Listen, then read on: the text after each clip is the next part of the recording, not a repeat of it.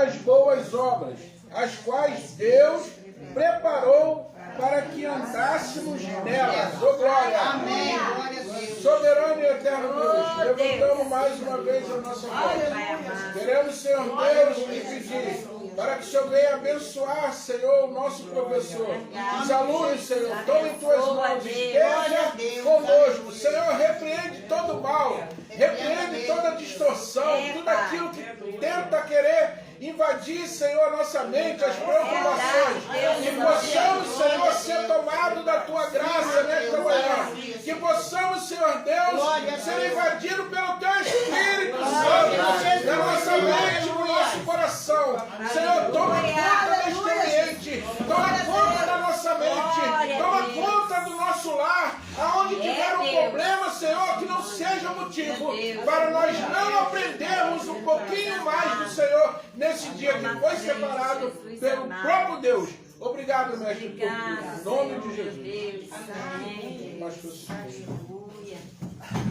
Graças a Deus. Glória a Jesus. A paz do Senhor, meus amados. Amém. Bom dia a todos. Amém. Que Deus possa estar abençoando a vida de todos os irmãos desta manhã, que estamos aqui para estudar a palavra de Deus nesse estudo lindo, maravilhoso dessa manhã, falando a respeito da graça e a sutileza da banalização da mesma, o que tem sido muito perigoso nos nossos tempos. Aleluia. E uma arma muito eficaz, com muito temor e tristeza, é que eu digo isso, muito eficaz do inimigo contra a igreja de Deus. O que quer dizer isso, pastor Cílio?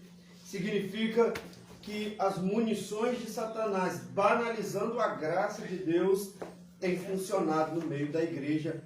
Infelizmente é com dolo, é com dor e com tristeza que falo a respeito disso com os irmãos. Mas é muito importante para nós estudarmos e falarmos acerca da graça genuína, da graça que está dentro da Bíblia, como diz a doutrina dos apóstolos, não pode ser mudada. A graça de Deus, ela não pode ser mudada. O amor de Deus, a misericórdia de Deus não pode ser mudado ao nosso bel prazer.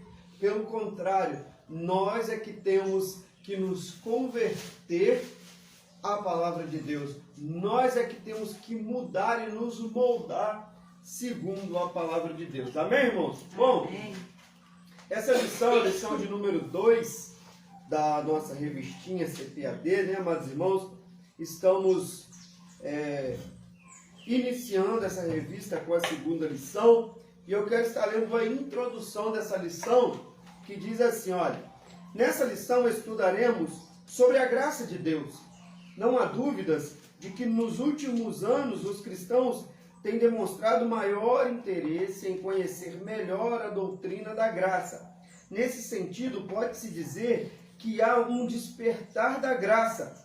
Contudo, para muitos, esse ensino continua ainda ofuscado. Nesse aspecto, pode-se dizer que a doutrina da graça tem sido mal compreendida, portanto, mal assimilada, consequentemente, desvirtuada.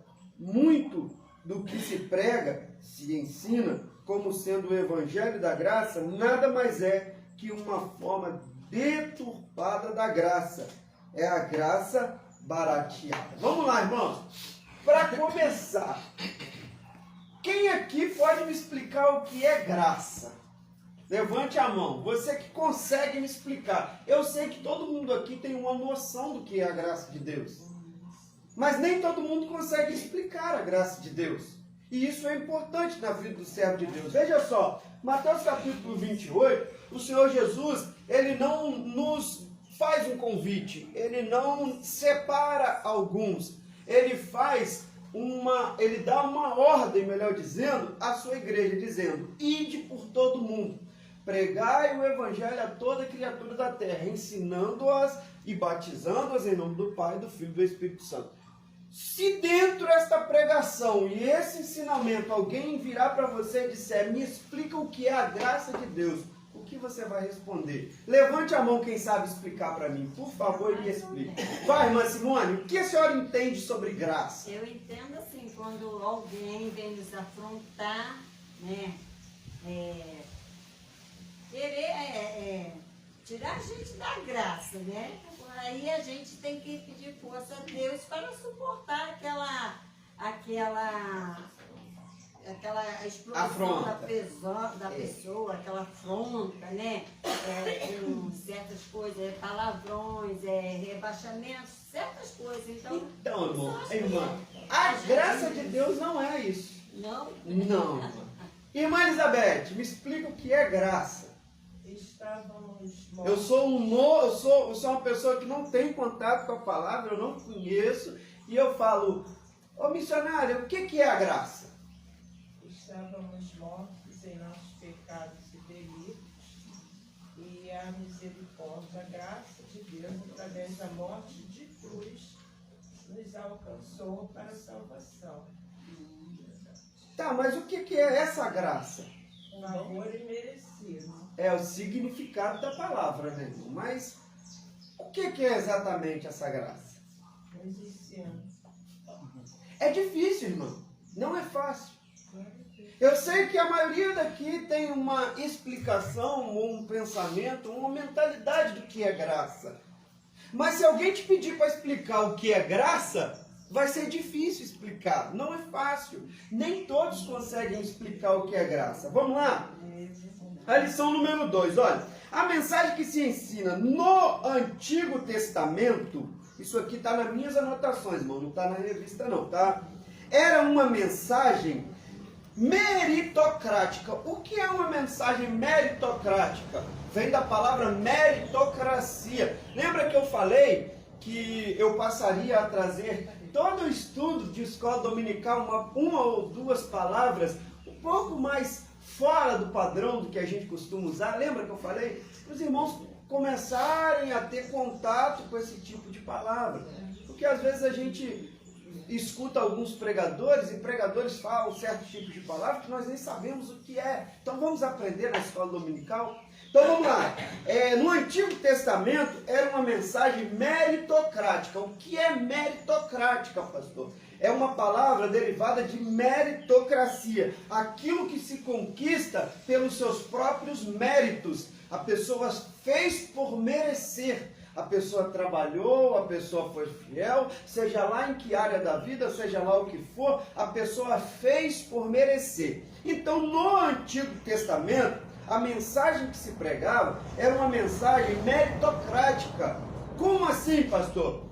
Foi dado leis, foi dado mandamentos, e aquele que conseguisse, pastor Deneci, cumprir todas as leis e todos os mandamentos, tinha direito à salvação. Ou seja, era mérito da pessoa ter alcance à salvação. A mensagem que se pregava e o que se fazia entender era dessa forma. Porque sabemos que uma vez Adão, o primeiro homem a ser feito, foi colocado no jardim do Éden, e a ele foi dada uma ordem. Adão desobedeceu essa ordem, deixando entrar assim no mundo, deixando entrar assim na essência do ser humano o pecado.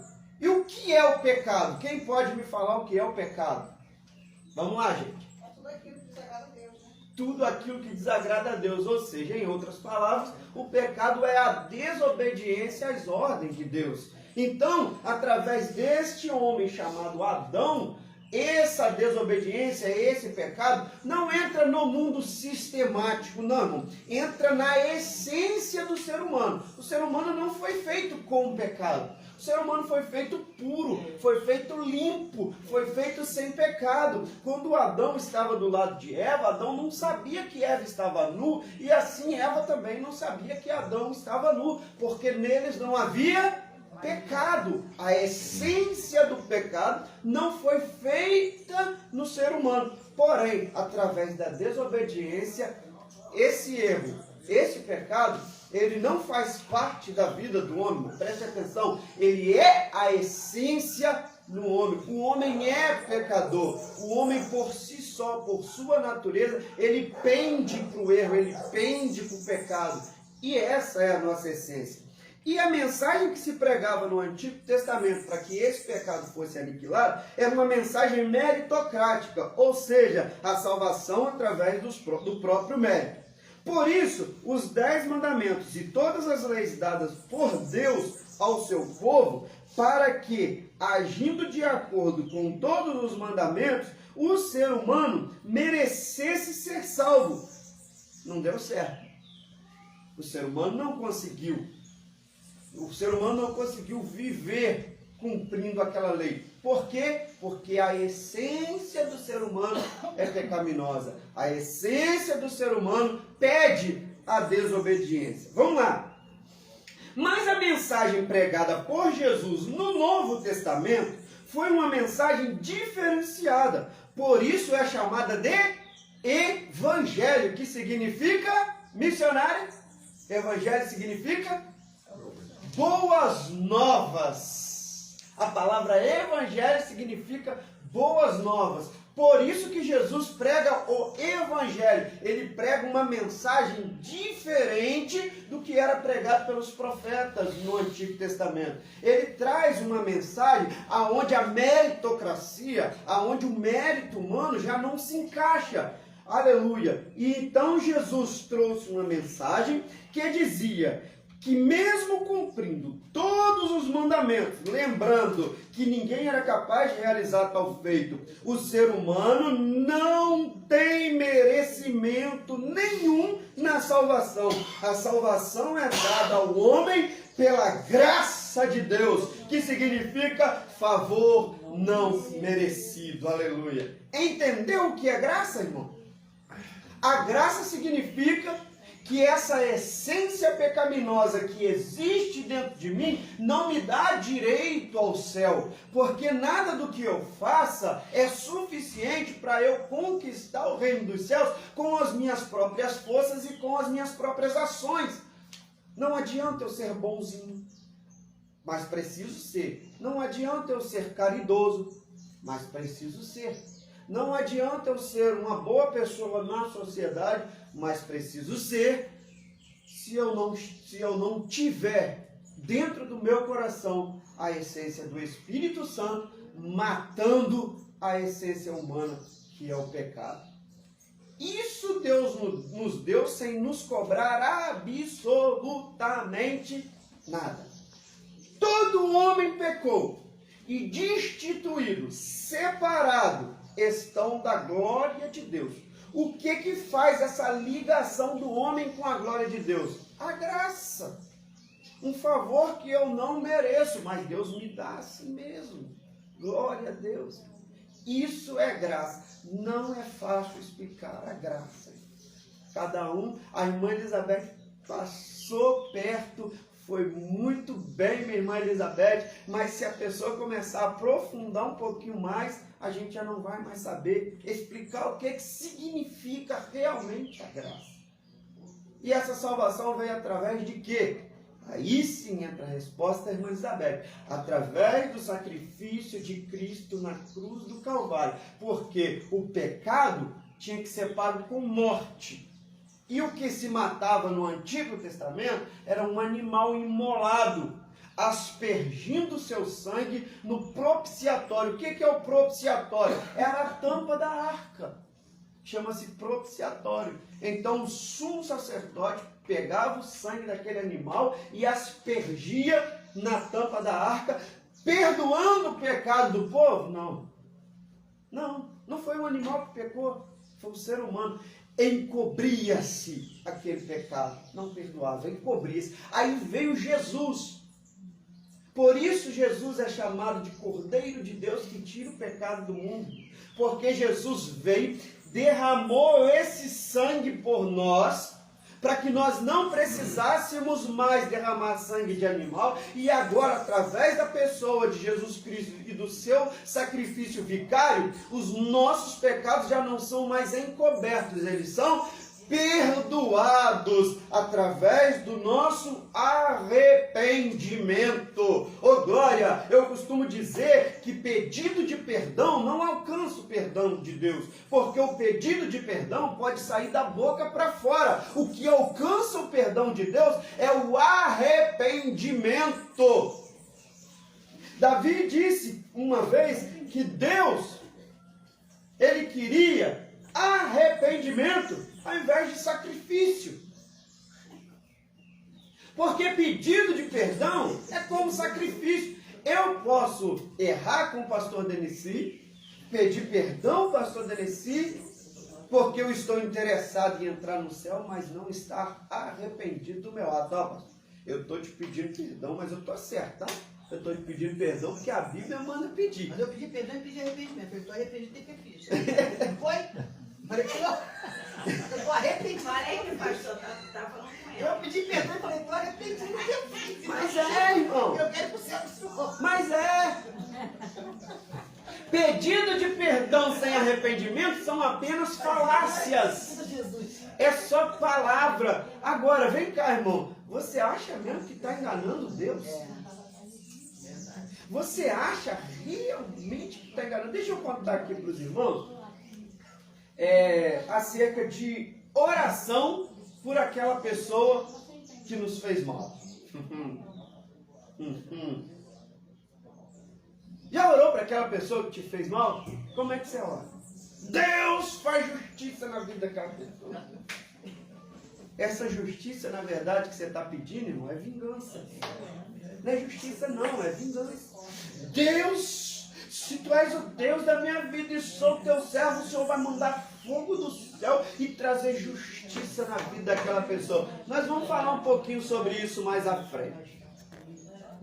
Pastor Hernani Santos diz que eu não posso odiar a pessoa pela qual eu oro.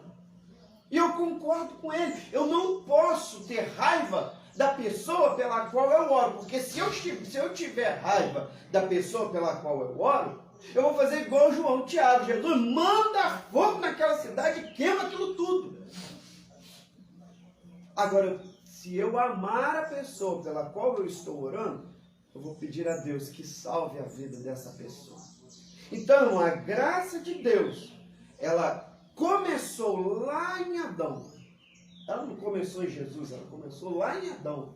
E durante o decorrer dos anos, ela foi, como é que eu posso explicar para os irmãos? Ela foi feita, ela foi batida ao martelo através da morte de Jesus. Vai, minha irmã. Pastor, me explica essa questão de pedir perdão a Lote. Como se fosse feira. Como é que é o ditado popular que fala? É pecar por atacado e pedir perdão. Não, como é que é? Pega por varejo e pede perdão por atacado, não é? Não tem um ditado assim? Senhor, me perdoa por pecado, pensamento, palavra e obras. Eu entendo que é como se você falasse tipo um hábito, um costume, Sim. um slogan. Sim. Eu Exato. entendo assim. Vamos na Bíblia? Explica aí. Vamos na Bíblia? Para todo mundo. A Bíblia diz o que, irmão?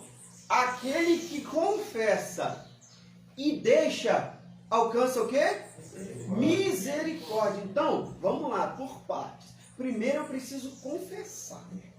Como é que eu vou confessar para Deus todos os meus pecados? Dobrando o joelho e conversando com ele. Oi? Dobrando o joelho e conversando com ele. Sim, mas todos os seus pecados recebeu o seu arrependimento? Se você nem sabe pelo que está pedindo perdão? Senhor, perdoa os meus pensamentos. O que eu pensei o dia todo? É verdade. Senhor, perdoa minhas palavras. O que eu falei o dia todo? Senhor, perdoa as minhas obras. O que eu fiz o dia todo? Então, eu não me lembro o que eu fiz, o que eu pensei e o que eu falei o dia todo. Como é que eu posso me arrepender daquilo que eu não me lembro? Volto a dizer, o perdão de Deus vem através do arrependimento, não do pedido. O pedido é consequência do arrependimento. Então, aquele que confessa e deixa, primeiro eu preciso confessar. lembrar do que eu fiz de errado, aquilo que o Espírito Santo de Deus me incomodou. Rapaz, eu fui ignorante com aquela pessoa, eu não podia ter sido. Eu vou pedir perdão a Deus em primeiro lugar e àquela pessoa. Glória a Deus. Aí não vai ser bom. Eu tomei um trupicão, aí sem querer saiu aquela palavra da minha boca, né, que não agrada a Deus. Rapaz, aquilo me incomodou tanto, aquilo me feriu tanto. Eu me senti um babilônico, suponhamos, né? Aí eu vou me arrepender daquela palavra e vou confessar a Deus. Deus ouviu, irmão? Claro que ele ouviu, mas ele quer saber se eu me arrependi dela. Me arrepender e alcançar a misericórdia de Deus. Então, irmão, nós precisamos confessar detalhes dos nossos pecados a Deus, até porque Deus sabe que nós fizemos. Nós que precisamos saber e nos arrepender para alcançarmos a misericórdia de Deus. Isso é muito importante para as nossas vidas, irmão. Amém? Vamos dar continuidade aqui. No tópico 1 aí, ó, compreendendo a graça. Alguém pode ler para mim, por favor? A graça divina? A graça divina, ao se afirmar que a graça é divina, e quer dizer com isso que a sua origem está inteiramente em Deus, foi ele que quis agir com graça. O testemunho bíblico é que aprove a Deus salvar os homens. Isso significa que a origem da graça, bem como a iniciativa da salvação, é ato de Deus a graça. Portanto, tem origem no céu. Ninguém pode salvar a si mesmo. Ninguém pode salvar a si mesmo. E eu vou um pouquinho além do comentarista, pastor Josué Gonçalves. Ninguém pode salvar a si mesmo e ninguém pode salvar ninguém.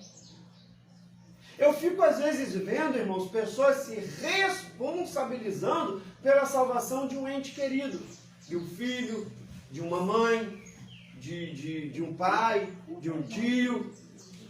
Eu não sou responsável pela salvação daquela pessoa. Deus sim, irmão, através do arrependimento daquela pessoa. Eu sou responsável, obrigado, irmão. Eu sou responsável por buscar a salvação daquela pessoa, orando sem cessar, pregando não só com a minha palavra, mas também com a minha vida, com os meus atos, para que aquela pessoa um dia se arrependa. Então eu não tenho poder de salvar a mim mesmo e nem a outra pessoa.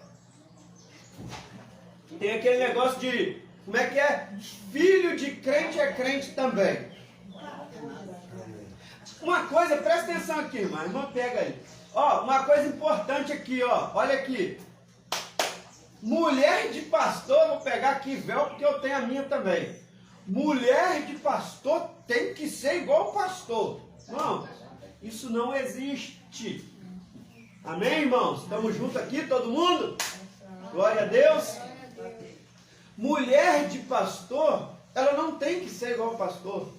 Nós falamos aqui algumas aulas de escola dominical passada sobre personalidade.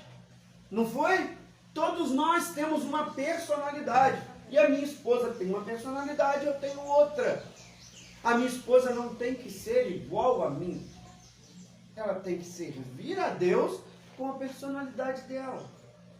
E ela não pode fugir disso. Ou seja, voltando ao assunto da revista, o pastor ele não pode salvar a sua esposa e nem vice-versa. Sua esposa salvar o pastor. Nós podemos contribuir com a fé e a santificação de tal pessoa. E muito menos ser pastora, né? É. Porque para a mente das pessoas, toda mulher de pastor É pastora, nem sempre. O chamado foi do homem. Deus chamou o homem para ser pastor. Significa que a mulher... Tem mulher que tem o dom, tem mulher que tem o chamado para ajudar. Ela é uma boa conselheira, ela é uma boa pregadora, mas e se não for? Taca pedra nela! Não é crente! É claro que é. Não tem nada disso não. E aí, irmão, olha só. No tópico 1, no ponto 1, olha. Somente Deus... Olha aqui, irmão, somente Deus tem a capacidade de ter tal sentimento em sua essência. Deus, ele não tem amor. Deus ele não tem graça. Deus ele não tem misericórdia. Deus é amor. Deus é graça. Deus é misericórdia. É a essência de Deus. Assim como nós temos hoje a essência do pecado em nossas carnes, Deus tem a essência do amor. Ele é o amor. Haja visto que a graça é diferente de misericórdia, mesmo que ambos sentimentos tenham semelhanças. Vamos lá, irmão, para isso aqui? Vocês sabiam que graça é diferente de misericórdia? Olha só. Nós podemos ter momentos em que exercemos misericórdia por alguém, através de um ato de amor, perdoando uma dívida, por exemplo. Porém, isso não faz parte da nossa essência natural. Por isso, o ser humano não tem a capacidade de salvar a si mesmo. Ter misericórdia, irmão, é um sentimento que nós podemos ter. Nós podemos ter misericórdia de alguém. Eu posso ver uma pessoa em dificuldade e ter misericórdia dessa pessoa, compaixão dessa pessoa e ajudá-la. Uma pessoa pode estar... O bom samaritano, por exemplo, né, missionário? Nos ensina o que é um ser humano ter misericórdia. O perdão de uma dívida, por exemplo. A pessoa me deve alguma coisa e não tem como pagar. Eu estou vendo a situação dessa pessoa. Eu vou me comover de íntima compaixão e vou ter misericórdia dessa pessoa e dizer, olha, pessoa, eu não preciso desse valor, então eu te perdoo a dívida, siga em paz. Então nós podemos ter momentos de misericórdia. O que nós não temos em nós é a graça. A graça é exclusiva de Deus. A graça salvadora é exclusiva do Senhor Deus. Nós não temos em nós a graça salvadora, a graça salvífica. Jesus tem, Deus tem, e se manifesta a nós através do Espírito Santo do Senhor. Aleluia. Essa graça que nos faz viver, essa graça que nos faz ter alegria, essa graça que perdoa os nossos pecados, essa graça que nos faz ter fé, que Deus há de vir buscar a sua igreja naquele grande dia. Aleluia. Amém? Deus, amém. Glória seja dada ao nome do Senhor. E aí, falando nisso, o tópico 2, a graça é imerecida. Quem vai me ajudar lendo o tópico 2, por favor? A graça é um favor imerecido. Isso significa que ninguém a merece e nem tinha como merecê-la. De fato, a Escritura diz que não há justo nem sequer nossa justiça própria e com trapo da imundícia. A nossa condição, antes de conhecermos a graça e se assemelhava a de alguém que teve uma grande quantia e não tem com o que pagar. Está vendo, irmão? Aleluia. O que é a graça sobre a nossa vida? Favor imerecido. Favor não merecido. Nós não merecemos. Em que sentido, pastor Sidney, nós não merecemos? Lembra que eu falei que através de Adão a essência do pecado entrou em cada um de nós? Esse pecado, irmão, nos fez ter uma dívida com a morte.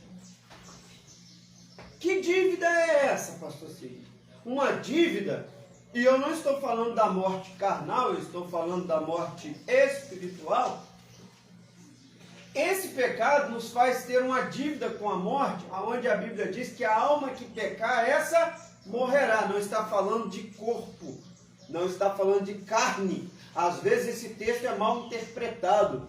A pessoa que pecar, essa morrerá. Não, irmão. Pecadores ou não pecadores morrerão da mesma forma. Ou alguém aqui fica para semente. Ou alguém aqui vai viver para sempre. Eu me lembro quando eu era adolescente, tinha um programa na televisão, não sei se algum dos irmãos aqui, que a maioria que é mais novo que eu, né, vão se lembrar de um programa de um rapaz chamado Highlander. Quem lembra do Highlander aqui? Lembra, Major? Major me salvou. Highlander era um programa da minha adolescência que passava na extinta TV Manchete. E o que era o Highlander, irmão? Se tornou um filme. Highlander era um homem que ele era imortal. Ele só morria se alguém cortasse a cabeça dele. Caso contrário, ele não ia morrer. Tem algum Highlander aqui no nosso meio, irmão? Que eu saiba, não. Existem 2 homens na Bíblia que não passaram pela morte física. Alguém pode me dizer o nome dessas 2 pessoas? Do senhor não vale não, pastor. Poxa, o pastor já abriu a boca aqui para falar. Quem que é? Alguém falou um nome aí? Falaram aí quem? Elias. E o outro é? Falaram aí, eu ouvi. Não, Jacó não. Começa com E. Enoque. Elias e Enoque. Nhoque. A Bíblia diz que esses 2 homens não viram a morte física. Tanto é que, como diz que todo homem precisa passar pela morte física, aquelas 2 testemunhas citadas lá em Apocalipse, alguns teólogos, alguns estudiosos, irmão, não estou afirmando que é, tá bom? Não veio falar que o pastor Sidney está dizendo que, aqui comigo, gente, ó, não digam que o pastor Sidney está dizendo que as 2 testemunhas são Elias e Enoque. Supõe-se, alguns estudiosos acreditam que aquelas 2 testemunhas do livro de Apocalipse que vão morrer pela mão do anticristo são Elias e Enoque. Tá bom, irmão? Mas, vamos lá, continuando aqui o estudo. Nós trazemos em nossa essência um sentimento muitas vezes falso de justiça, que mais pode se assemelhar à vingança. É como diz o velho ditado popular: a pessoa vai ter o que merece, não é assim que muita gente fala? Se Deus nos desse o que merecemos, nós certamente morreríamos, pois é isso que realmente merecemos. Já pensou se esse ditado popular fizesse parte do vocabulário de Deus? Eles vão ter o que merecem. Eu já tinha morrido há muito tempo. Não só carnalmente, irmão. Não só carnalmente. Espiritualmente também, a segunda morte, a chamada de segunda morte. E por que nós não temos o que merecemos? Porque a graça de Deus é derramada sobre nós. Aleluia. E é essa graça que tem sido deturpada pelo inimigo, por Satanás em nossas vidas. Essa graça que tem sido mudada, transformada, e nós vamos falar um pouco disso mais lá na frente. Tá bom, irmão? Mas esse sentimento falso de justiça que a gente tem, por que falso, irmão? Porque Jesus ensinou que eu não tenho que pagar o mal com o mal. E a justiça que muitas das vezes eu falo e eu peço, volto a dizer e repito quantas vezes for necessário, muitas vezes essa justiça, na verdade, é uma vingança. Não que eu não possa pedir justiça a Deus, mas uma justiça num sentido de que eu não queira e não deseje o mal de outra pessoa.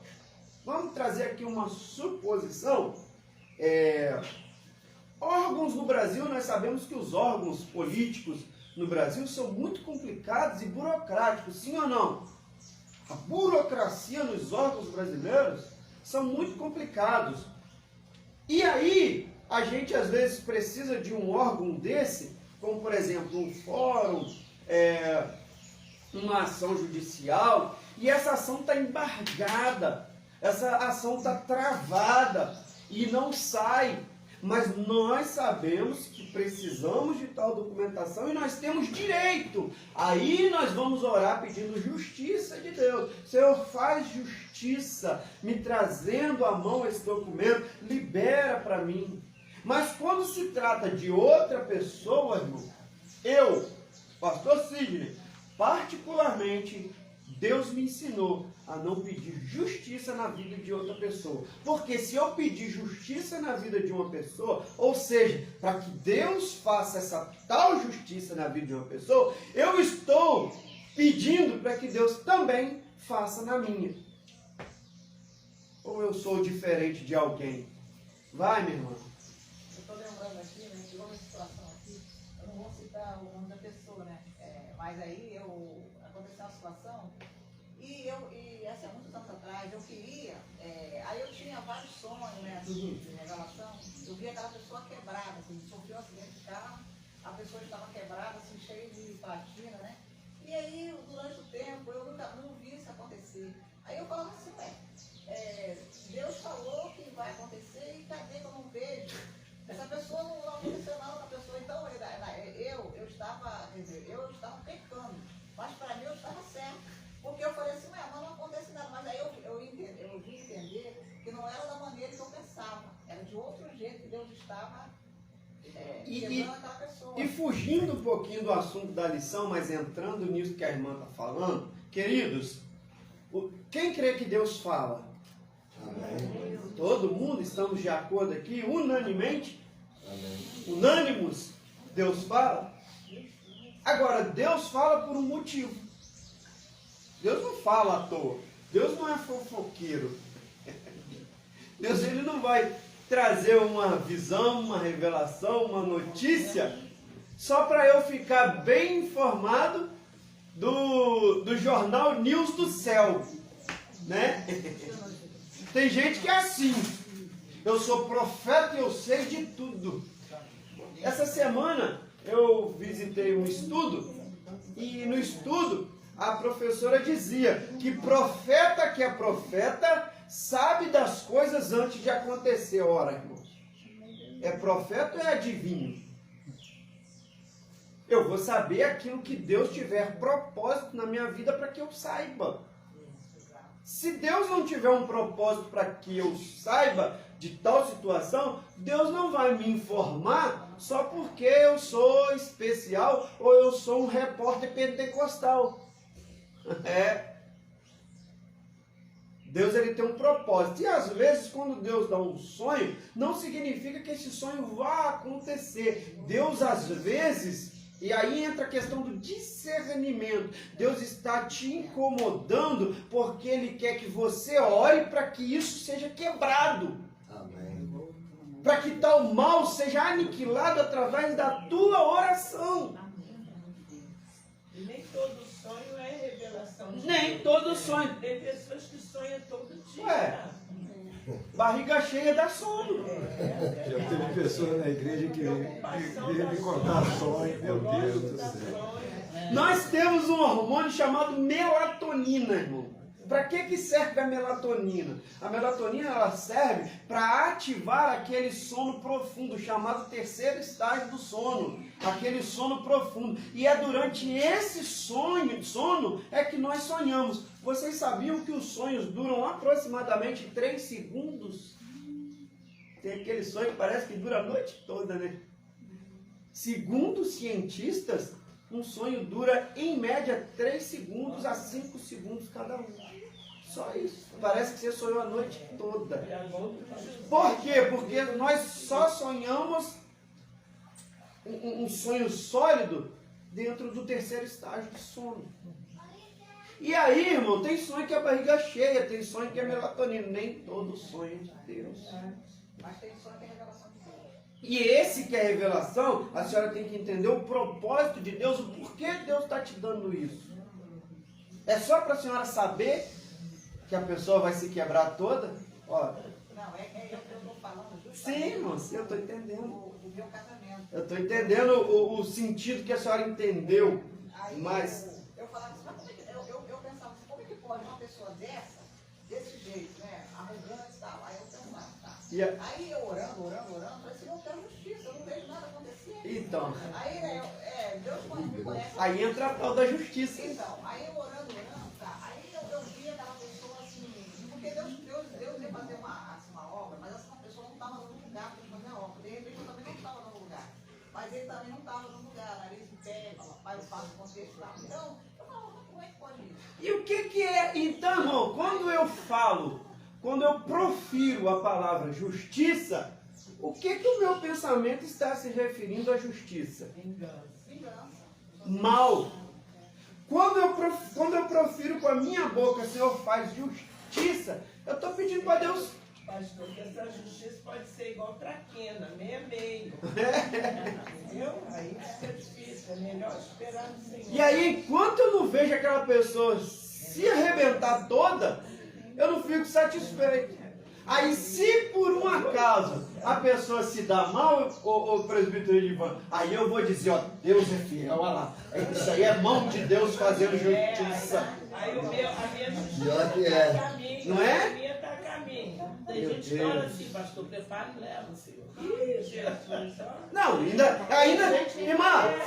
ainda se orar, prepara e leva, tá legal, vai preparar e vai morar no céu. E se orar, céu leva essa pessoa?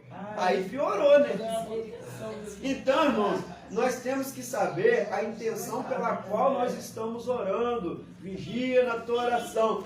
É tão difícil pedir para Deus salvar essa pessoa que você quer justiça? Pede para Deus salvar, é melhor. Vai, irmã. Pastor, às vezes a gente ora por uma pessoa que está doente, aí aquela pessoa está sofrendo, ele mesmo está pedindo a Deus para levar ele. E a gente fica orando, aí Deus, né, pela misericórdia, vai protelando aquela doença, né, dele, mas ele quer se ir, né, talvez com o braço de Deus, porque ele não aguenta sofrer. Mas a gente não deixa ele ir. Então tem que ser a vontade de Deus. Irmão, a vontade de Deus sempre vai prevalecer. Sempre vai prevalecer. Tá bom, irmão? Vamos lá.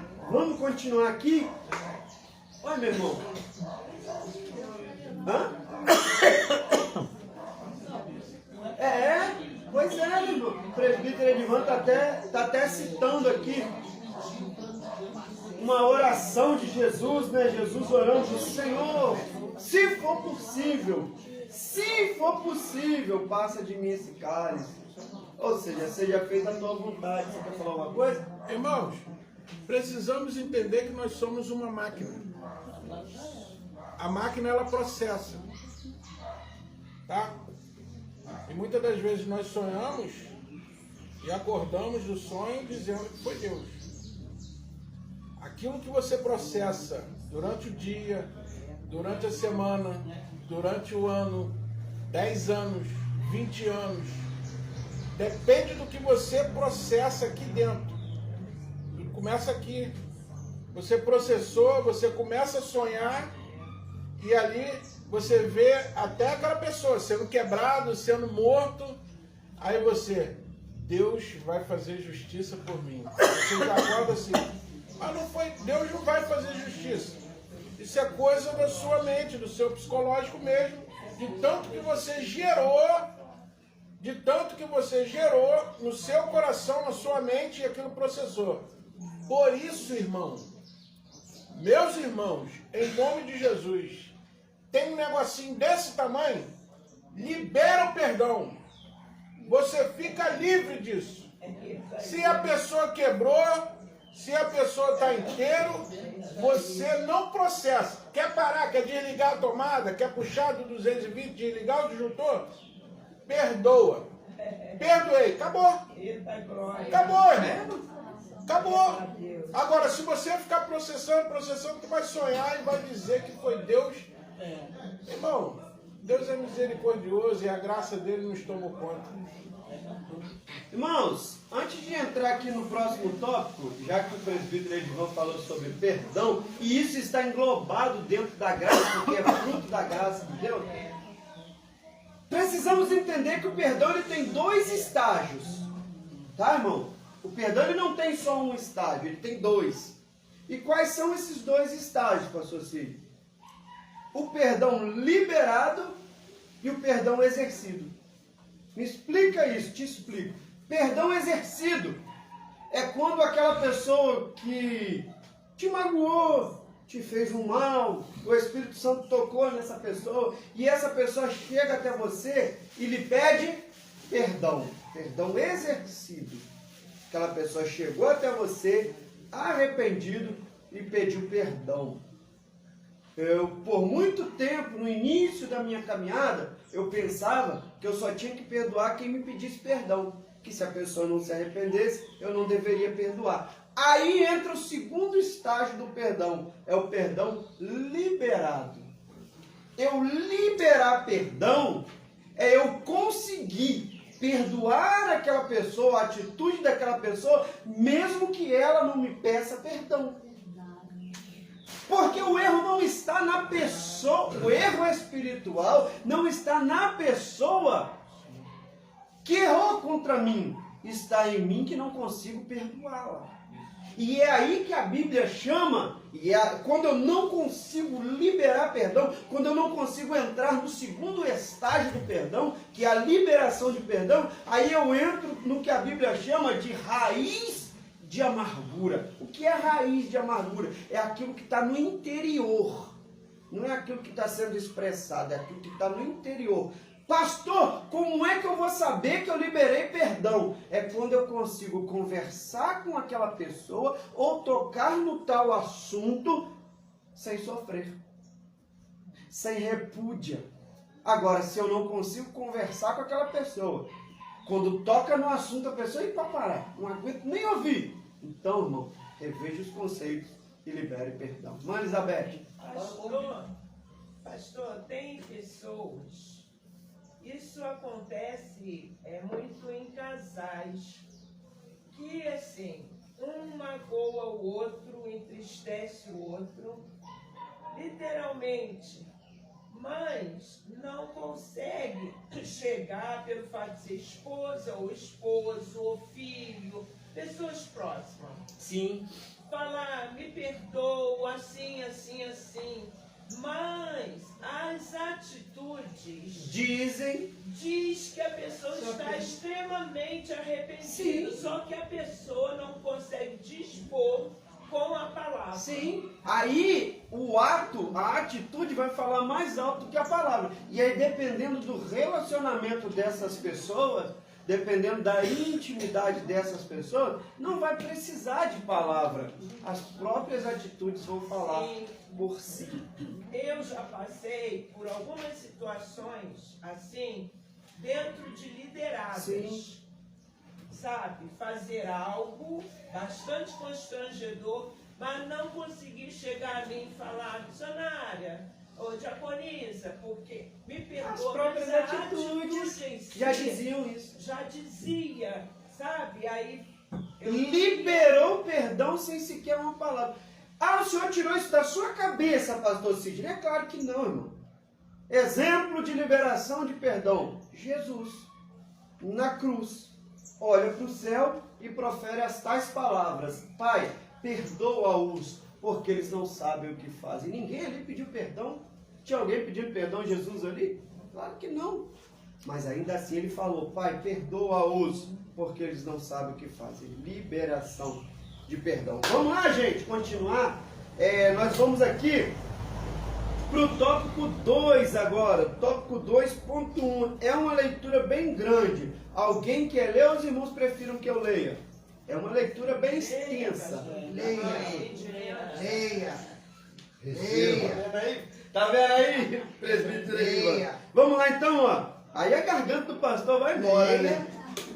A necessidade da graça. Uma das doutrinas mais bem definidas e claras nas escrituras é referente à queda do homem. O primeiro fato a ser observado é que Adão, o primeiro homem, foi criado como um ser moralmente livre, podendo escolher o que fazer.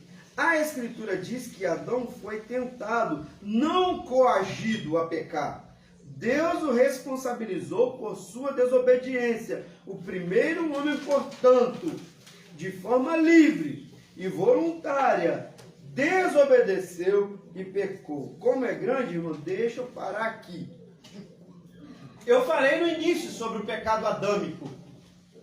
Satanás obrigou Eva e Adão a pecar, porque nesse sentido de Eva e Adão, porque Eva foi tentada primeiro, foi através de Eva que Adão caiu no seu pecado, não tirando de Adão a sua responsabilidade de haver pecado, tá, irmão? Esse negócio de que Adão pecou por causa de Eva, o próprio Adão diz, né? A mulher que tu me deres, me fez pecar. Não é nada disso. Não tiremos a responsabilidade de Adão, mas nós já falamos que através de Adão o pecado entrou no homem, mas ele não foi coagido para que isso acontecesse. Vamos lá? O segundo fato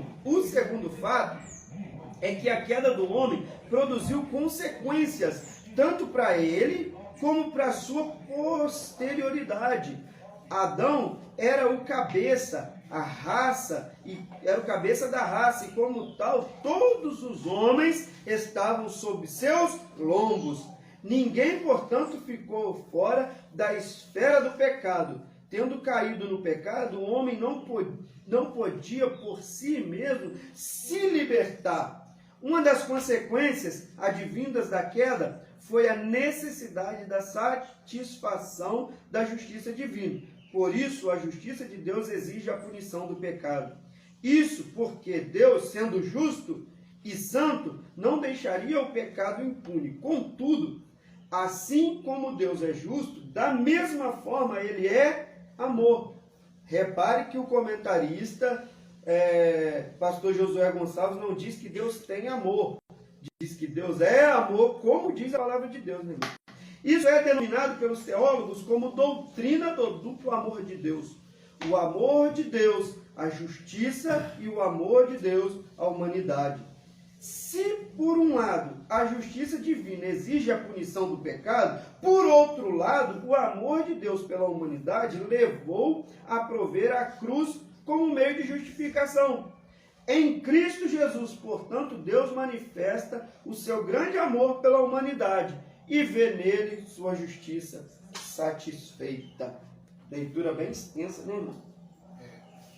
Mais importante para as nossas vidas. Vamos lá na anotação do pastor Sidney. Olha, neste ponto é que entra o mau ensinamento a respeito da graça. Estes ensinos estão amenizando as consequências do pecado, como se a graça anulasse alguns pecados, deixando de ser pecado. Podemos agir de forma leviana, pois a graça nos salvará. Quem aqui já não ouviu aquela dita frase? Ah, nós podemos porque nós vivemos no tempo da graça. Ah, não tem nada a ver. Hoje nós vivemos no tempo da graça. Mentira. Mentira do diabo. E é aí que entra o tema do estudo, irmão. E é aí que entra o tema da graça sendo banalizada pelo inimigo. Não se engane. Se agirmos mal, esse mal é pecado, batendo a porta do nosso coração. Alguém abre a Bíblia para mim aí, em Gênesis, capítulo 4, versículos 6 e 7. Gênesis, capítulo 4, versículos 6 e 7. Vamos ver um pouquinho a respeito desse assunto através desse texto da Bíblia. 6 e 7, falando de Caim e Abel. Posso ler, pastor? Pode, irmã, ajuda eu. E o Senhor disse a Caim: por que tiraste? Por que decaiu o teu semblante? Se bem fizeres, não haverá aceitação para ti? E se não fizeres bem, o pecado jaz à porta, e para ti será o seu desejo, e sobre ele dominarás. O que quer dizer esse texto, irmão? Consequência do pecado. Todo pecado, todo erro, assim como toda ação vinda de nossa parte, deixa uma consequência. E a banalização, o que é banalizar? É se tornar normal, é se tornar cotidiano. A banalização da graça está anulando ou falsamente anulando as consequências de alguns pecados. E aí entrou no nosso meio, no meio evangélico, no meio gospel, no meio cristão, a frase não tem nada a ver. Será que não tem nada a ver mesmo? Eu não vou aqui entrar no mérito de intitular pecados ou erros que têm sido cometidos nos dias de hoje e que na verdade a Bíblia condena e que muita gente acha que é normal. Eu não vou entrar nesse mérito. Que o Espírito Santo de Deus possa abrir os olhos dos irmãos para tal situação. Mas que tem acontecido, tem. Isso dentro da igreja, né? Mano, eu estou falando dentro da igreja mesmo. É engraçado que muita gente fala a respeito do joio e do trigo e fala assim, não, menino, mas é necessário, já vou passar para a senhora, tá? Não esquece do assunto não, hein? É necessário que o joio cresça no meio do trigo. Você já leu o texto? O joio não está crescendo junto com o trigo dentro da igreja, não. É no campo. Se eu bem entendo, campo significa mundo.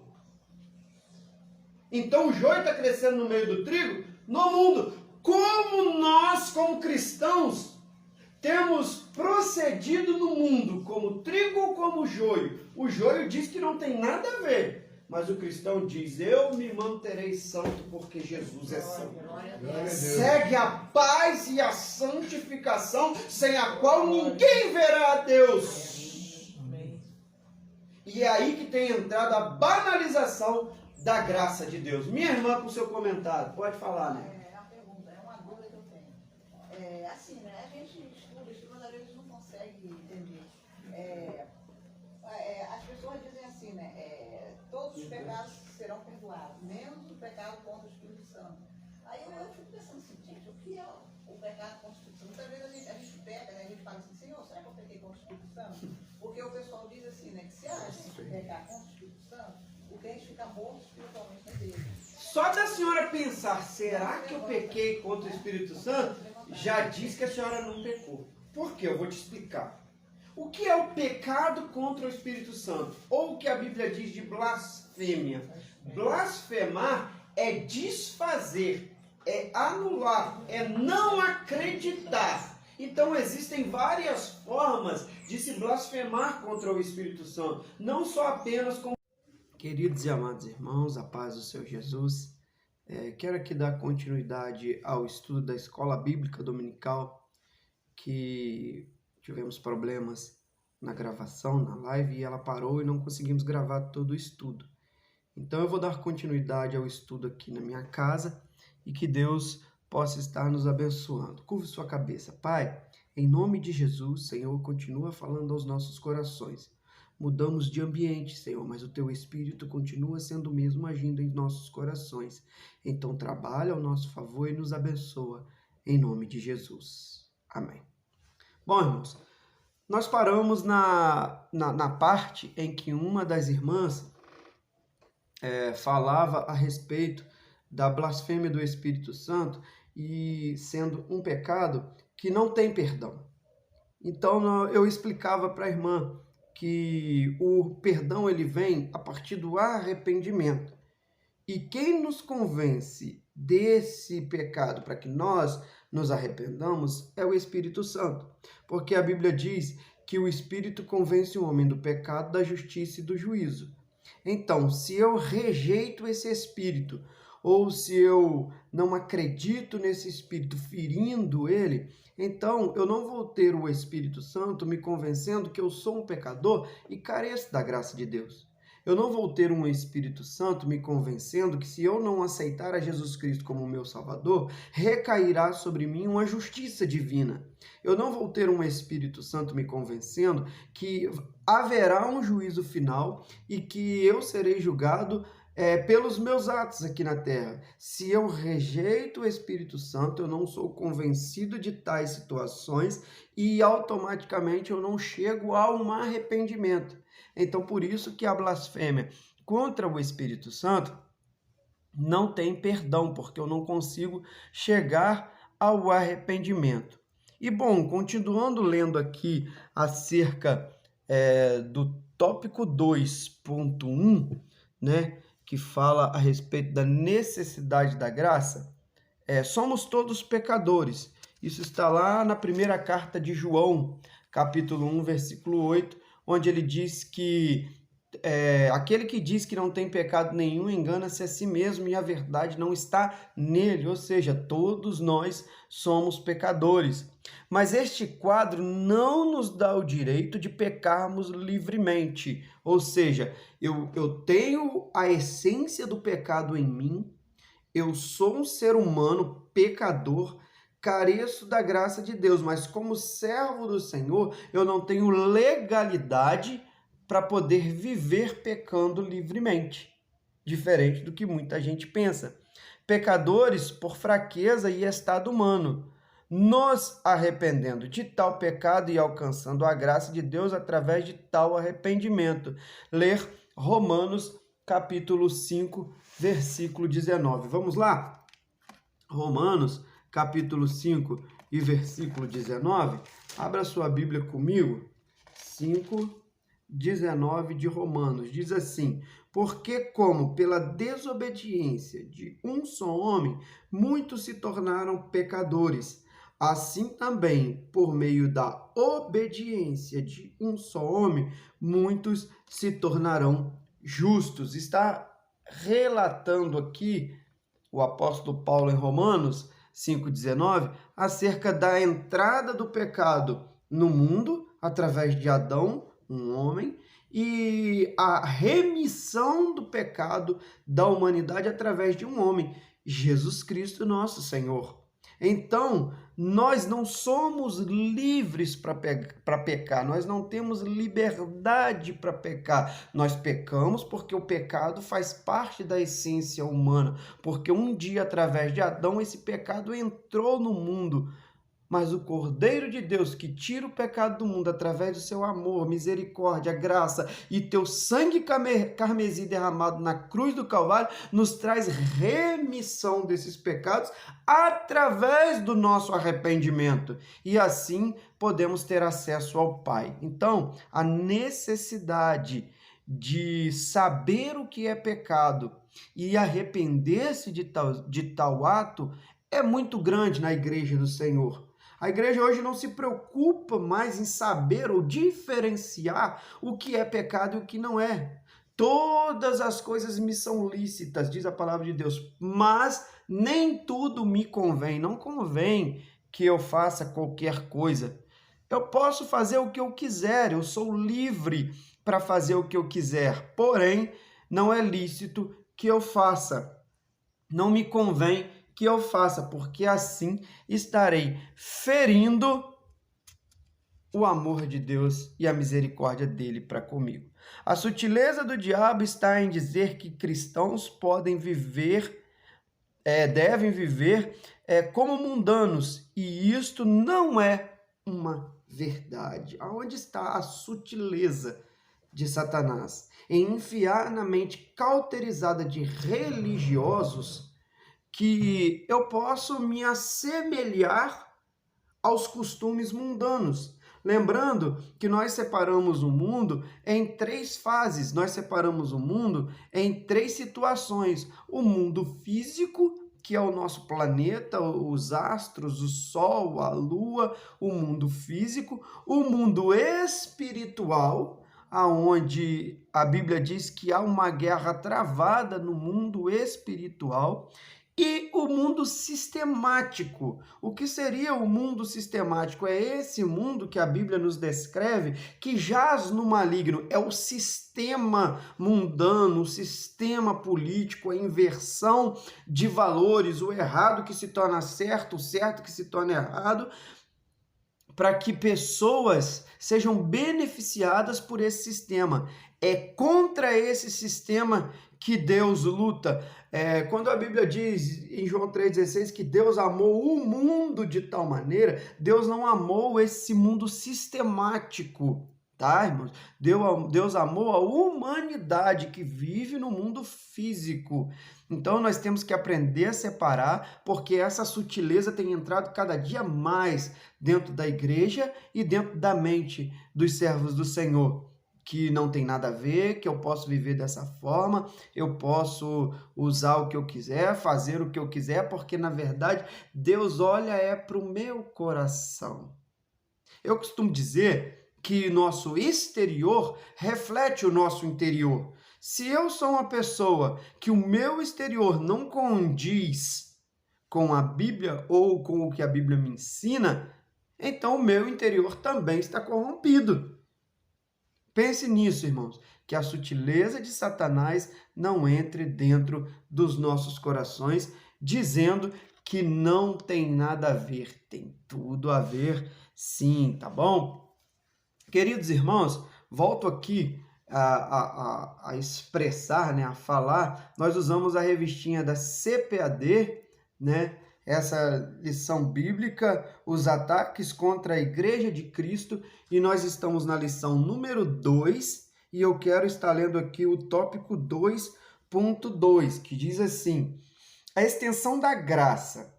As Escrituras afirmam que Deus quer salvar a todos. Deus ama a todos os homens. Logo, o mais vil pecador, no lugar onde estiver, é amado por Deus, e por isso deve ser alcançado.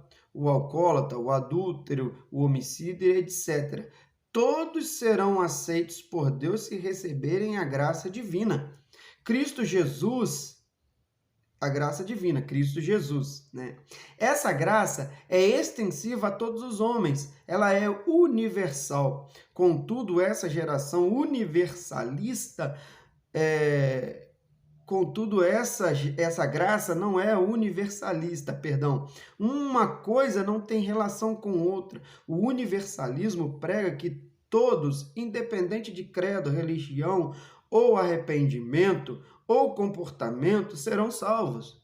Ao contrário, a graça é universal, porque é estendida a todos os homens.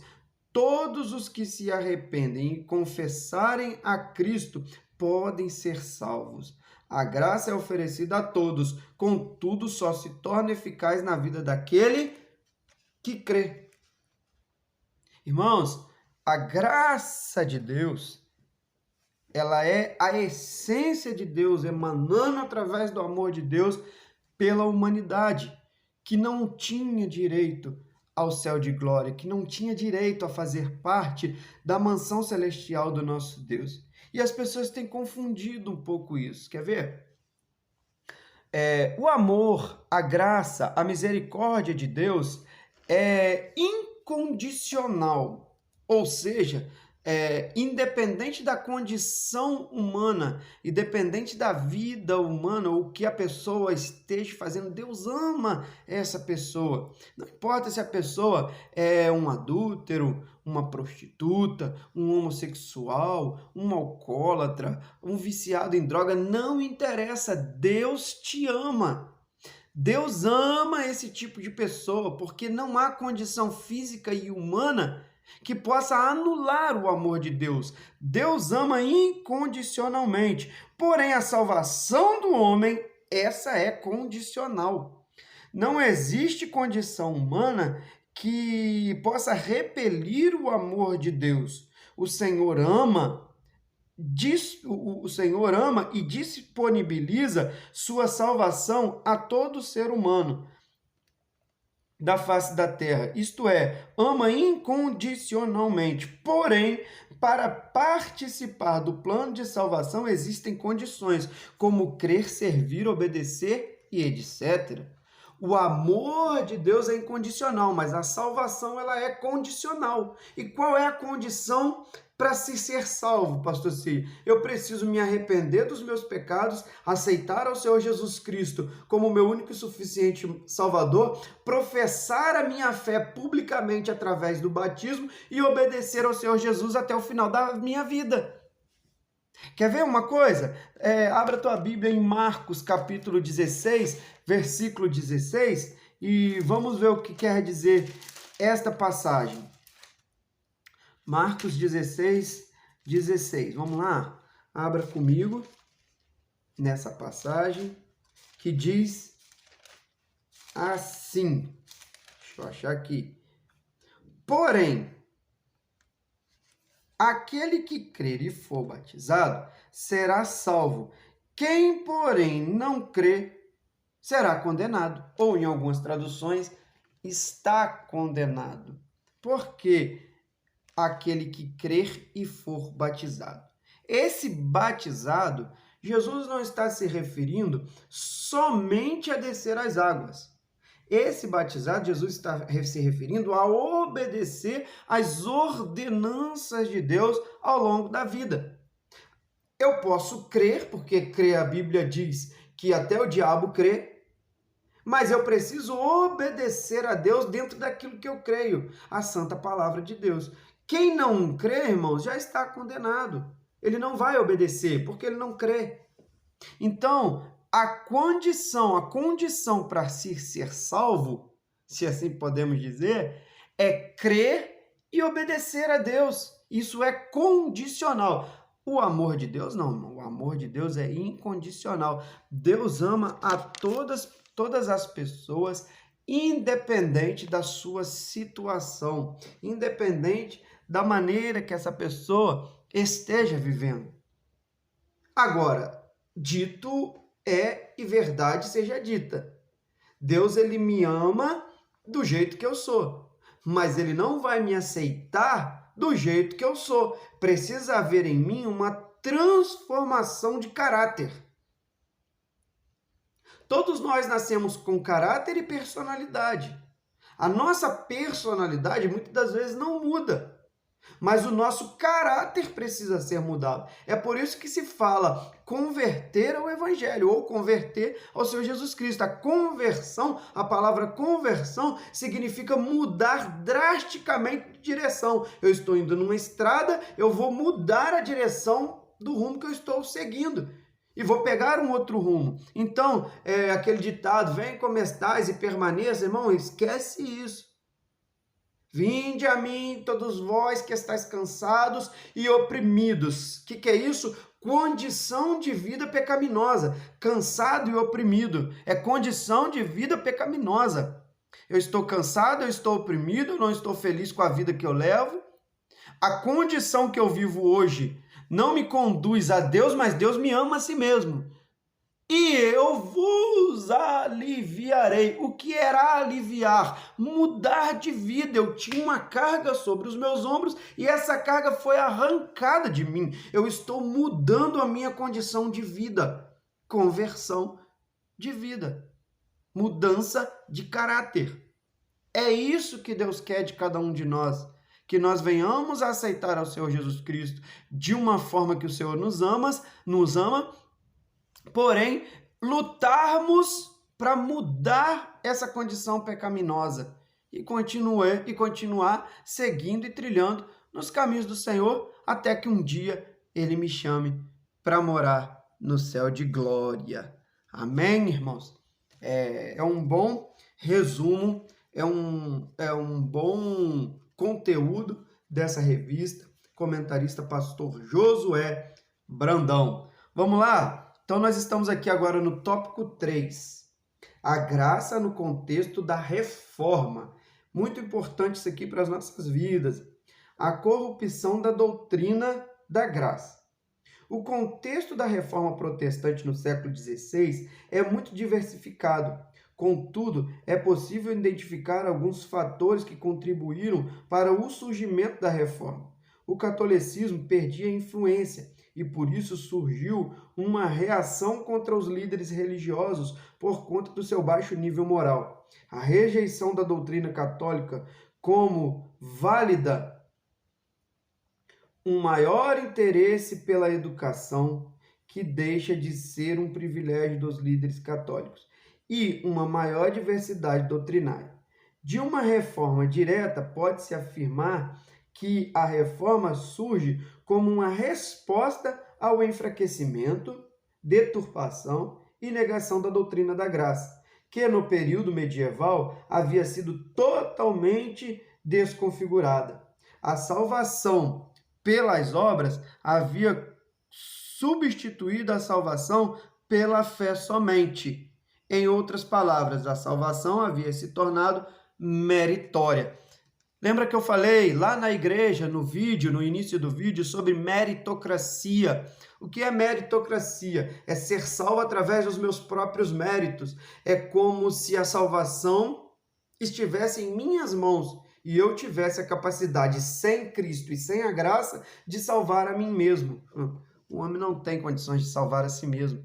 E esse estado de meritocracia que foi derrubado ou cumprido pelo Senhor Jesus no Antigo Testamento, trazendo o Senhor Jesus uma nova mensagem, o Evangelho da graça no Novo Testamento, agora começa a retornar na igreja romana do primeiro século. E aí surge então a grande e famosa Reforma Protestante. Veja só, essa reforma aconteceu no século XVI, pois em Atos dos Apóstolos nós temos relatado a expansão da igreja no primeiro século após Cristo morrer, ser assunto aos céus e tomar o seu lugar no trono à destra de Deus.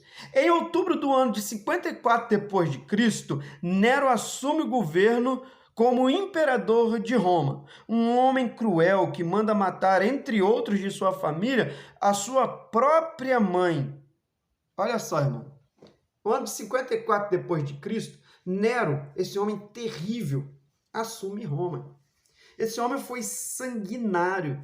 Ele tinha tanto medo de perder o seu poder que ele começou a matar as pessoas da sua própria família que porventura poderia levantar um motim ou que poderia assumir o seu lugar como imperador. Então, Nero começa a matar todos os seus concorrentes, se assim podemos dizer, e todos aqueles que pudessem levantar um motim contra ele. Então, em 17 de julho de 64, Nero manda incendiar grande parte de Roma. Por que grande parte de Roma? Dos 14 bairros de Roma, Nero manda incendiar 10. Porque 4 bairros de Roma eram bairros de cristãos, onde moravam cristãos. Então ele incendeia toda a cidade de Roma, onde não haviam cristãos.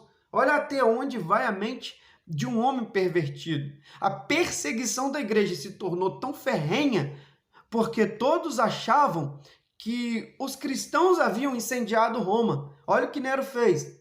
E, segundo a história, as chamas, o incêndio, duraram 6 dias, de 17 de julho a 24 de julho. E dentre os 10 bairros de Roma incendiados, todos se enfureceram, todos os moradores se enfureceram contra os cristãos. Então inicia-se uma perseguição violenta, sangrenta e covarde contra os cristãos. O historiador Flávio Joséfo diz que os cavalos dos soldados romanos, eles escorregavam, eles patinavam no sangue dos cristãos. Nero fazia tocha humana com cristão, fincando os cristãos em estacas e tacando fogo no seu corpo para clarear o jardim do seu palácio. Olha, irmão, quanta covardia. As estradas de Roma haviam cristãos sendo crucificados ao longo da estrada de Roma, porque a igreja estava sendo tão perseguida que estava quase ao ponto de ser extinta, se não fosse a graça de Deus, a misericórdia e o agir de Deus, porque a sua obra que um dia começou nunca vai terminar até que se cumpra tudo. Então, destruindo todos esses bairros de Roma e fazendo todas essas atrocidades, no ano de 68, Nero é deposto do seu cargo imperial e assim ele comete suicídio. Ele não aguentou, ele não suportou ser deposto do cargo de imperador e então ele se suicida. Então Domiciano, em 81, torna-se imperador de Roma. Esse Domiciano para quem não sabe, foi quem jogou João na ilha de Patmos. Todos os outros apóstolos já haviam morrido. E então ele pega João e isola João na ilha de Patmos, tentando parar a obra do Senhor. Mas lá na ilha de Patmos, João tem a sua maior experiência com Deus, aonde ele recebe as escrituras do próprio Senhor Deus daquilo que ia vir. E começa a escrever o livro de Apocalipse. Bom, continuando, a perseguição ferrenha prossegue com os imperadores posteriores e os crentes precisam se esconder em cavernas e sepulcros com muito fervor, confiança e fé. Irmãos, mesmo perante toda essa perseguição, toda essa covardia que eu acabei de citar pelos imperadores romanos, os irmãos crentes em Cristo Jesus eram firmes na doutrina dos apóstolos, firme na fé que um dia eles haviam adquirido através da pregação da palavra de Deus. Diferente de hoje, o que reina é a apostasia, crentes fracos. A gente acha que alguém falar mal da gente é perseguição. A gente acha que alguém não dar oportunidade para a gente em um culto é perseguição. A gente acha que não ser levado ao ministério, não ser consagrado, é perseguição. Irmão, perseguição era isso aqui. E às vezes nós nos afastamos e nos apostatamos da fé por causa de coisas bobas que nós achamos que seja perseguição, e na verdade perseguição é isso aqui: esfriamento espiritual e apostasia da fé. É o mal espiritual do nosso século. Bom, em 313, no Edito de Milão, Constantino, agora o novo imperador de Roma, coloca um fim na perseguição da igreja. O próprio imperador Constantino se declara cristão e declara o cristianismo como religião oficial de Roma. Então surge um imperador chamado Constantino que não quer mais aquela perseguição, ele não quer mais continuar perseguindo os cristãos. Então ele coloca um fim naquela perseguição e declara Roma como um país cristão. E o cristianismo seria, então, a religião oficial de Roma. Porém, a palavra foi mudada, deturbada pelo governo romano. E a igreja se corrompe com venda de indulgências, que é a venda da salvação, doutrina do purgatório, batismo de criança. Maria passa a ser adorada e passa a ter a função de mediadora entre o homem e Deus. A transubstanciação. O que é transubstanciação, pastor Sidney? Para quem não sabe, irmão, a Santa Ceia aí na sua igreja, onde você congrega, o pão não se transforma em carne e o vinho não se transforma em sangue. Aquilo ali é uma representação da Santa Ceia, da última ceia de Jesus com os apóstolos. É uma representação. Jesus diz: fazer isso todas as vezes que beberdes em memória de mim. É uma coisa memorável, simbólica. Só que essa doutrina da transubstanciação diz que o pão se transforma realmente em carne e o vinho se transforma realmente em sangue. Dá-se o nome, então, dessa doutrina de transubstanciação, o que não é verdade, né? Não acontece. O perdão de pecados, então entra na igreja que um homem é capaz de perdoar o pecado de outro homem através de penitências, né? A veneração aos santos, cultos aos mortos, a oração mediada por vários santos e etc. Tudo isso passou a vigorar em 607, quando o imperador Focas nomeia Bonifácio III como bispo universal da Igreja de Roma. Em 607, então, Bonifácio III assume o cargo e o posto de bispo universal da Igreja de Roma. Ou seja, em outras palavras, o primeiro papa nomeado pelo governo romano. Aí alguém vai dizer: mas a Igreja Católica diz que o primeiro papa foi Pedro. pelo governo romano, nomeado primeiro bispo universal, ou seja, o primeiro papa foi Bonifácio III. E quando ele assume essa função papal, a primeira coisa que ele faz é implantar todas essas doutrinas dentro da igreja. E com isso, a igreja não tinha direito e nem acesso à Bíblia ou às Escrituras. Eles só faziam o que os cleros ordenavam que fizesse e só fazia aquilo que os fazendeiros e os grandes políticos romanos da época sugeriam que eles fizessem, porque a igreja romana se tornou uma comunhão de política com religião. Então, quem mandava em tudo era o clero. Mas por trás havia ali um imperador manipulando e dizendo que deveria ser feito. E aí, então, para a construção de grandes basílicas e de grandes catedrais, precisava-se de muito dinheiro. Então, o que eles começaram a fazer? A vender indulgências. O que é venda de indulgência? É venda de salvação. Olha, dependendo da condição, dependendo do valor que a pessoa pagasse, essa pessoa teria aí um tanto de tempo de tranquilidade em salvação. Depois ele teria que pagar de novo. Dependendo do valor que a pessoa desse, se fosse uma quantia muito alta, essa pessoa já garantia sua salvação. Então não interessasse o que essa pessoa fizesse, ela pagou a indulgência, ela tem direito à salvação. Isso foi implantado em 607 por Bonifácio. Então, amados irmãos, dentro disso tudo, havia os monastérios e os monges copilistas. O que são os copilistas?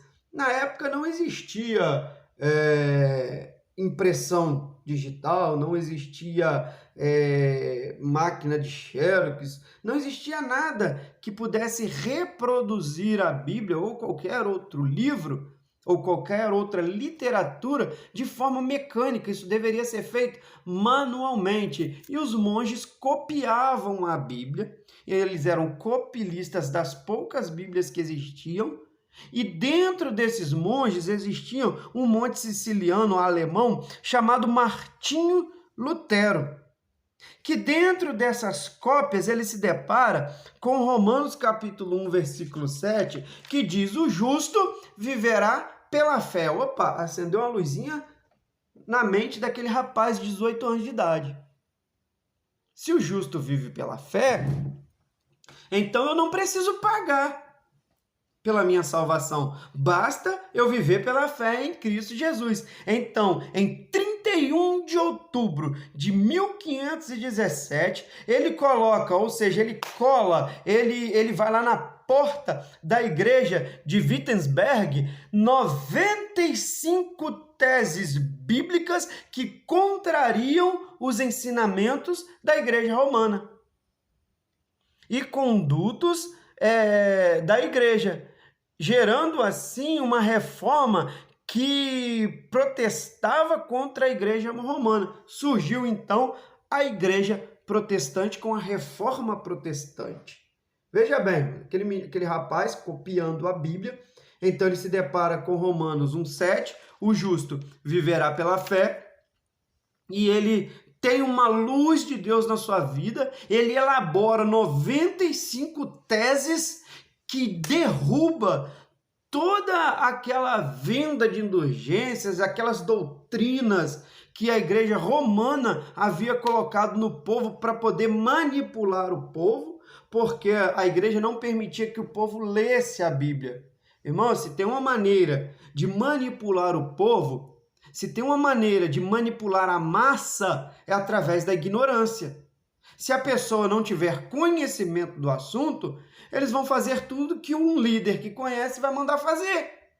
Então, se não tinham acesso à Bíblia, tudo que os líderes religiosos ensinavam e mandavam fazer era certo. Aí chega Martinho Lutero e diz: não, o povo precisa aprender, o povo precisa ler a Bíblia. E quando ele cola 95 teses na porta da igreja de Wittenberg, alguém pega Lutero rapidinho, rapta Lutero, mas não são os inimigos, são os aliados, e foge com Lutero, para que ele não viesse a ser assassinado pelo governo romano e pelo clero da época. E quando ele foge, ele não para por aí. Aonde ele se esconde, ele começa a copiar, a fazer cópias da Bíblia, ele e seus aliados. Porque a reforma protestante, irmão, ela tem o nome de Martinho Lutero como o principal percussor, ou digamos assim, o estopim da reforma protestante, mas existiram outros.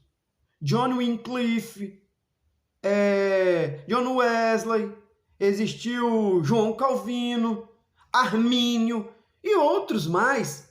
Cada um na sua cidade, cada um no seu país, cada um no seu lugar, protestava juntamente com Martinho Lutero acerca da reforma protestante, ou seja, voltar a praticar a Bíblia de acordo com a fé e não de acordo com meritocracia. Não, a salvação não por mérito humano, mas sim por fé em Cristo Jesus. Pela graça de Deus derramada sobre a vida do ser humano, porque o ser humano só pode ser salvo de seus pecados e perdoado de seus pecados através do amor e da graça de Cristo. Nada que nós venhamos fazer nessa terra nos dá mérito ou nos faz merecedores da salvação. Nós não temos merecimento algum se não fosse a graça de Deus sobre nossa vida. Então, continuando aqui, nós falamos um pouco sobre a reforma protestante, diz assim no tópico 3.2, a restauração da doutrina da graça. Como foi observada, a reforma, portanto, surge como uma reação à corrupção da doutrina da graça. Lutero, monge alemão agostiniano, se torna o principal porta-voz da doutrina, pela fé somente. Posteriormente, o lema luterano seria conhecido como uma das 5 solas, sola gratia, só a graça. Os reformadores estavam também convictos de que somente através do retorno às Escrituras a doutrina da graça poderia ser restaurada. Foi por isso que lutaram, foi por isso que sofreram e até mesmo morreram. A doutrina da graça não aceita misturas. É pela graça somente que somos salvos. Deixa eu fazer uma correção aqui, que no início eu me confundi e falei que Martinho Lutero era um monge siciliano, não siciliano, agostiniano. Tá, irmãos? É só uma correção. Bom, então, após esse movimento todo, essas 95 teses, surge um pilar, uma base para a reforma protestante. E esse alicerce é baseado nos 5 solas, que são esses. Sola Christus, somente Cristo. Sola Scriptura, somente a Escritura. Sola Gratia, só a graça. Sola Fide, só a fé. E soli Deo Gloria, somente a Deus a glória. Dentro desse pilar, a reforma protestante, então, vai crescendo, vai tomando tamanho, vai tomando força, até chegar nos nossos dias como protestantes do cristianismo. E isso tudo que aconteceu, meus amados irmãos, não pode ser jogado por terra por causa da sutileza de Satanás, dizendo que o pecado pode entrar dentro da igreja, que não tem nada a ver. O que era pecado já não é mais pecado, não tem isso. Pecado será sempre pecado. Sempre magoará o coração de Deus e sempre levará o homem à perdição, porque a alma que pecar, essa morrerá. Bom, não vou me estender muito, vamos lá continuar aqui. No tópico 4, a graça no contexto contemporâneo. A graça barateada. Há muito a expressão graça barata foi introduzida na literatura para expressar a vida cristã nominal ou mundanizada. De fato, o evangelho expresso por alguns ensinadores não reflete mais a graça. Parece que quanto mais crescem, menos influência os evangélicos estão causando na sociedade. Urge voltar para o evangelho da genuína graça de Deus. O que quer dizer isso? Não se pode minimizar a graça de Deus, estando convicto de que o evangelho precisa de artifícios humanos para poder ajudar na salvação. Hoje o evangelho já não é suficiente. Bíblia, estudo, palavra, isso aí não é mais suficiente. Eu preciso agregar alguma coisa a isso para poder chamar a atenção das pessoas e as pessoas serem salvas. Conversa, balela. O evangelho sempre foi eficaz e sempre foi suficiente. Eu não posso trazer o mundo para dentro da igreja para agradar as pessoas. Eu tenho que tirar as pessoas do mundo, trazer para dentro da igreja para agradar a Cristo. O culto, ele não é um evento para agradar a nós. O culto, ele não é um evento para me fazer sentir bem, para eu sentir-se bem, para eu me sentir bem. O culto não é um evento de entretenimento aonde as pessoas só vão permanecer na igreja se tiverem entretidas. Eu preciso fazer as coisas, eu preciso fazer um evento que agrade as pessoas. A partir do momento que esse evento não agrada essa pessoa, então não vai para a igreja. Se eu precisar de algum artifício para poder manter alguém dentro da igreja, esse alguém não se converteu a Jesus. Se o evangelho, se a graça de Cristo não for suficiente para manter essa pessoa dentro da igreja, nos caminhos do Senhor, essa pessoa não se converteu. Então, o que nós temos hoje? Muitas pessoas dentro de igreja e poucas pessoas sendo igreja. É isso. Eu não preciso ajudar a Deus. Eu preciso obedecer a Deus. Então, que o evangelho do Senhor e a graça de Deus não seja minimizada e muito menos banalizada. Está dizendo aqui, olha, que para expressar a vida cristã nominal ou mundanizada. O que é mundanizado? É viver como um mundano. Gálatas 5:22 fala a respeito do fruto do Espírito, o amor. E aí tem alegria, paz, longanimidade, benignidade, bondade, fidelidade, mansidão, domínio próprio. Se eu não exerço esses frutos na sociedade, no mundo, então eu sou mundano. Se eu estou agindo como um mundano, para que eu agrade as pessoas e me torne conhecido e seja aplaudido e me torne popular, então cada vez menos Cristo faz parte da minha vida e cada vez mais eu faço parte do mundo. Que nós venhamos nos atentar, que nós venhamos abrir os nossos olhos para coisas pequenas. Eu costumo dizer que ninguém tropeça em grande montanha. Ninguém tropeça em pedra grande. Todo mundo tropeça em pequenos ressaltos. E são esses pequenos ressaltos que estão fazendo muitos cristãos tropeçarem. Vigiemos, irmãos. Eu falo isso para os irmãos porque Deus já falou isso comigo. Então isso serve para mim também. Deus está chamando também a minha atenção. Vamos lá para o tópico 4, no ponto 2, que diz assim: o valor da graça. Escrevendo aos Coríntios, o apóstolo da graça afirmou: vocês foram comprados por preço.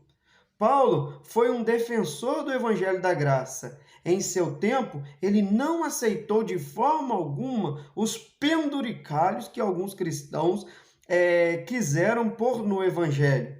O apóstolo sabia do alto preço que custou a nossa salvação, o sangue de Cristo. A salvação é de graça, mas o seu preço custou caro. Duas coisas precisamos ser observadas neste texto. Primeiramente, a voz passiva do verbo grego indica que uma pessoa fez a transação por nós no tempo verbal.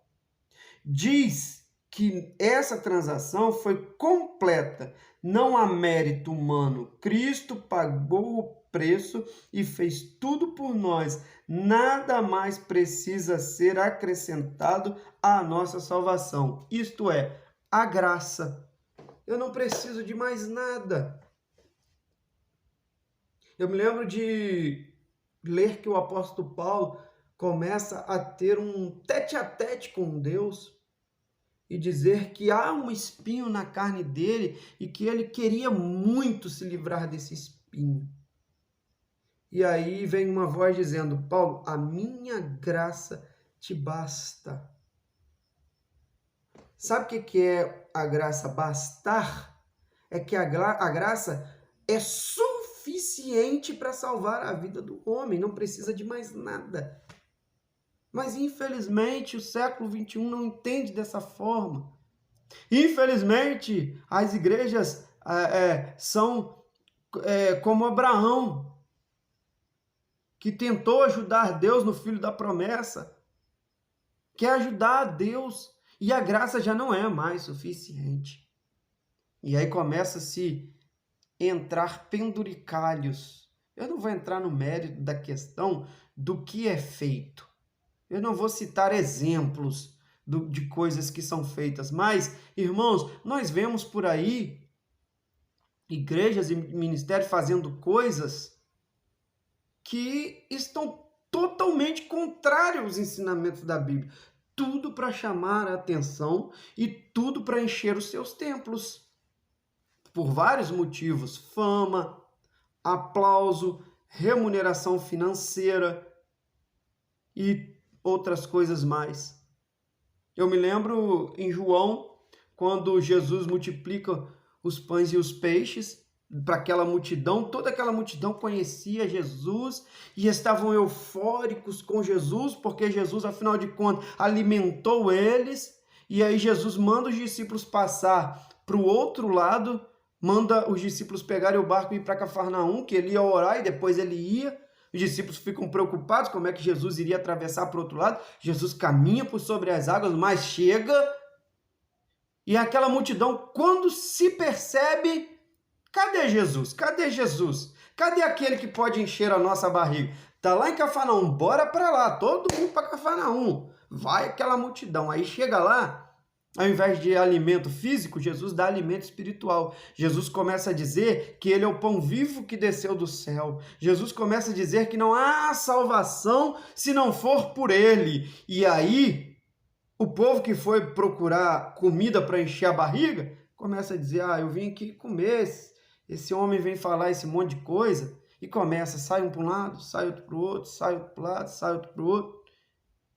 E até os discípulos, porque discípulo é diferente de apóstolo. Apóstolos são 12, discípulos são muitos. E alguns dos seus discípulos começam a se retirar. E aí começam a dizer que duro para nós é ouvir essa tua palavra. E aí poderia, se não fosse Jesus, eu digo, na nossa era, no século XXI, entrar aquele ego, né? Bom, se o povo não está aceitando, então eu tenho que mudar a maneira de falar para que o povo aceite. O povo está indo embora, eu estou ficando sozinho. Quem vai me aplaudir? Né? Quem vai trazer remuneração financeira? Quem vai me dar reconhecimento? O povo está indo embora. Então eu vou mudar a verdade para que eu seja aplaudido e seja reconhecido. Mas não, Jesus falou assim: olha, quer retirar-vos também? Isso quer dizer não negociar princípios. Jesus não negociou os seus princípios celestiais. Quer ir embora também? Pode ir embora, mas eu não vou mudar a verdade de Deus para ser aplaudido ou para ser seguido por vocês. Eu vou continuar falando a verdade, mesmo que seja sozinho. E aí Pedro vira para Jesus e diz: Senhor, Para onde iremos se só tu tens a palavra de vida eterna? Sempre vai ter alguém disposto a sacrificar o seu eu pelo amor a Cristo e pela sua salvação. Mas nos dias de hoje, o aplauso é mais importante do que a pregação da verdade. Amém, irmão? Vigiemos. E para concluir esse estudo, a conclusão diz assim: nesta lição, partimos da necessidade de se compreender corretamente o que é graça de Deus. Vimos como a graça de Deus foi entendida em diferentes contextos. A Bíblia é sempre a régua através da qual qualquer entendimento da doutrina da graça precisa ser medida.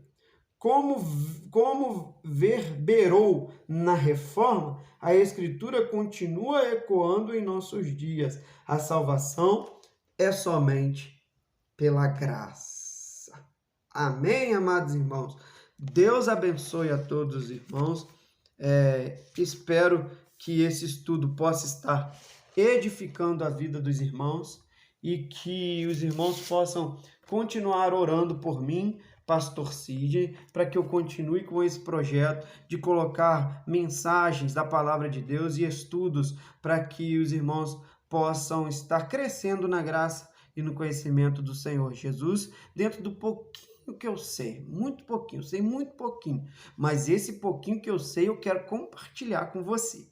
Tá bom, amados irmãos? Deus abençoe a sua vida e nós vamos orar. Pai, muito obrigado, Senhor. Tu és Deus, Tu és grande, Tu és poderoso e o Senhor está acima de tudo e de todos, sentado em um alto e sublime trono, observando a terra e observando os Teus servos. De que forma nós temos agido nesse mundo? Senhor, tem misericórdia de nós, Senhor. Tem compaixão das nossas vidas, Senhor. Guarda os nossos pés segundo a Tua palavra. Ajuda-nos a trilhar nos Teus caminhos e herdar o céu de glória. Senhor, ajuda-nos a sermos servos melhores na Tua presença e que o inimigo não venha nos enganar com vento de doutrina. Desperta em nós, Senhor Deus, o desejo de aprender mais de Ti. Desperta em nós o desejo de orar e ter mais comunhão contigo e que o Teu Espírito Santo habite em mim e habite no coração de cada pessoa que estará vendo esse vídeo. Deus, assim nós oramos